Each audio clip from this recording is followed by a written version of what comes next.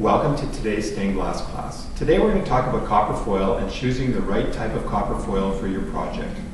Copper foil was introduced to the stained glass industry in the late 1800s, either by John Lafarge or Louis Comfort Tiffany. There's a little bit of a doubt as to exactly who used it first. I have had personal experience with Tiffany windows. I can tell you that the foil they used was extremely thin. It was very thin. They bought it in sheets and they used scissors to cut it. The glass that Tiffany used had a lot of variations in thickness, so there's very thin to very thick. Some of it was drapery glass, which was extremely thick. And so they would cut the foil the width that they needed for each individual piece, very tedious. And then they would put beeswax on it, and then they would somehow get the foil onto the glass before the beeswax dried so that it would actually stick. Very tedious. As stained glass became used more and more frequently, it became manufactured, and now we have access to many different types of copper foil that are supplied by a number of different companies, made in large quantities, and it's very user-friendly. Copper foil comes in many different thicknesses. The copper foil that I tend to use most is 1 1/4 mil. You can get 1 mil, which is thinner. I don't tend to like to use that because when I go around the corners of my pieces of glass, it rips fairly easily. On the other hand, you can use 1 1/2 mil, and I find that although it's a lot stiffer, it's really tough to fold the corners, and it's much harder on your hands if you're hand foiling. So 1 1/4 seems to be the best choice. It also comes in many different backings.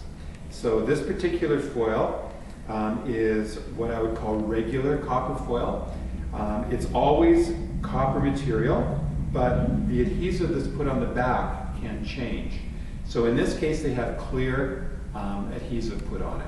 So this is good for opalescent glass, any glass that you can't see through the edges.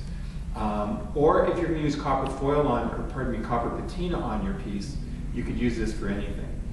However, often these days we like to use black patina on our projects.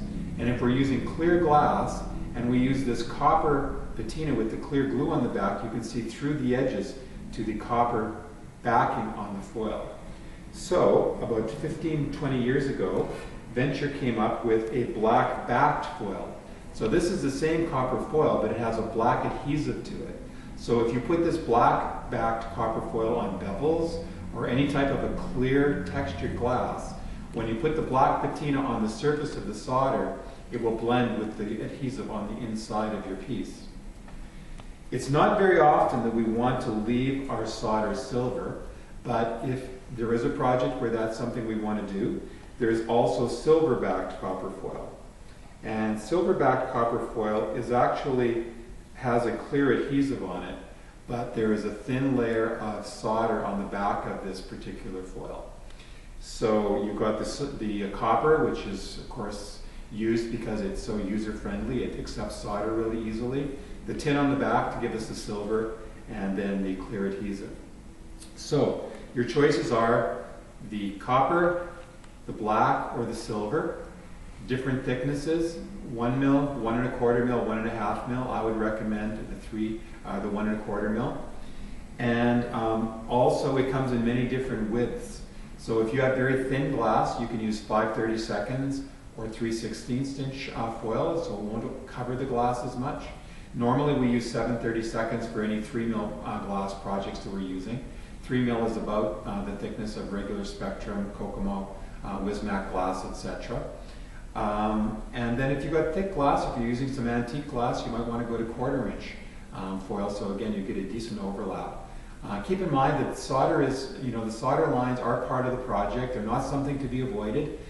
There are times when you want to have a wide seam, so you may want to use 1/4 inch or even 5/16 inch foil on a regular thickness piece of glass so you can get a wider foil seam. And then of course the solder will cover that. So there's many different times you want to use many different foils. So at some point in time you're going to find yourself with a collection of 5, 6, 7, or 8 rolls of foil.